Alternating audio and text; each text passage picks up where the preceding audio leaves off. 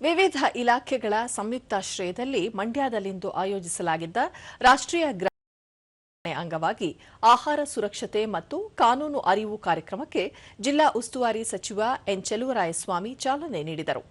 ಈ ವೇಳೆ ಜಿಲ್ಲಾಧಿಕಾರಿ ಡಾ ಕುಮಾರ, ಜಿಲ್ಲಾ ಕಾನೂನು ಸೇವೆಗಳ ಪ್ರಾಧಿಕಾರದ ಸದಸ್ಯ ಕಾರ್ಯದರ್ಶಿ ಹಾಗೂ ಜಿಲ್ಲಾ ಹಿರಿಯ ಸಿವಿಲ್ ನ್ಯಾಯಾಧೀಶರಾದ ಎಂ ಆನಂದ್, ಜಿಲ್ಲಾ ಪೊಲೀಸ್ ವರಿಷ್ಠಾಧಿಕಾರಿ ಶೋಭಾರಾಣಿ ವಿಜೆ, ಮೈ ಶುಗರ್ ಅಧ್ಯಕ್ಷ ಸಿಡಿ ಗಂಗಾಧರ್, ವಕೀಲರ ಸಂಘದ ಅಧ್ಯಕ್ಷ ಟಿಎಸ್ ಸತ್ಯಾನಂದ್ ಸೇರಿದಂತೆ ಹಲವರು ಉಪಸ್ಥಿತರಿದ್ದರು.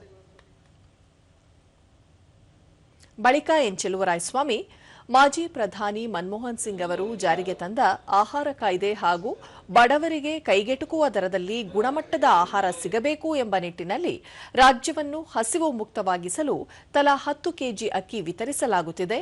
ಅಕ್ಕಿಯ ದುರುಪಯೋಗ ತಡೆಯಲು ರಾಗಿ, ಗೋಧಿ ಹಾಗೂ ಎಣ್ಣೆ ನೀಡುವ ಹೊಸ ನಿರ್ಧಾರ ಕೈಗೊಳ್ಳಲಾಗಿದೆ ಎಂದರು.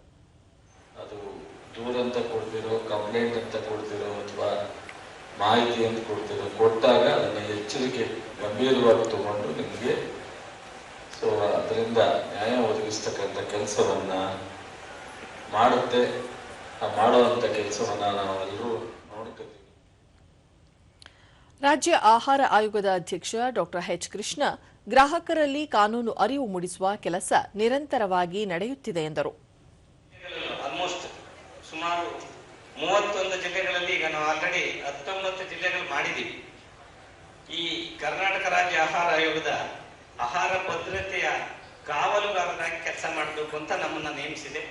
ಆ ಕಾವಲುಗಾರರಾಗಿ ನಮ್ಮ ಕೆಲಸವನ್ನ ನಾವು ಯಶಸ್ವಿಯಾಗಿ ಮಾಡ್ತಾ ಇದ್ದೀವಿ.